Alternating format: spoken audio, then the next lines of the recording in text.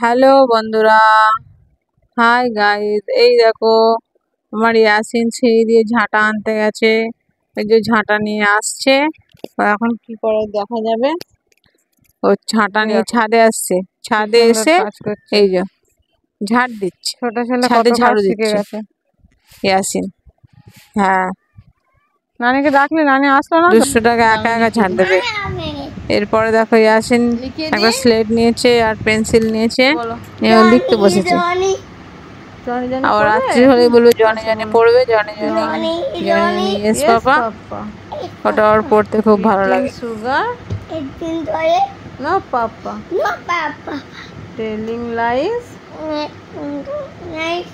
No papa, open your mouth.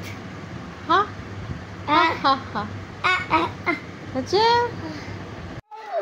কি নিয়েছো? ইয়াসিন আমার ছাদে গেছে, গিয়ে একটা ঘুড়ি জোগাড় করেছে। ছাদে একটা ঘুড়ি পড়েছে, সেটা নিয়ে ঘুড়িটা ওড়াচ্ছে। তুমি ঘুড়ি ওড়াচ্ছ?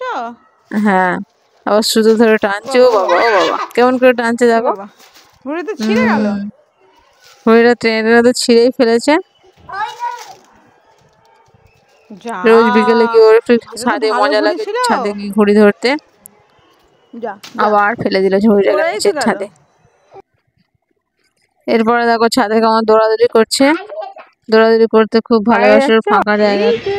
এরপরে ও সন্ধ্যেবেলা গেছে নানুর সাথে গিয়ে দুটো কিটক্যাট নিয়ে এসেছে। লজেন্স খেয়ে দাঁতগুলো তো পোকা করে ফেলেছে। জিজ্ঞাসা করে বলবে দাঁতে পোকা হয়, তারপরও সে লজেন্স খাবে। কেমন নিজে নিজে খুলছে দেখো বন্ধুরা, ও জিভ পার করছে।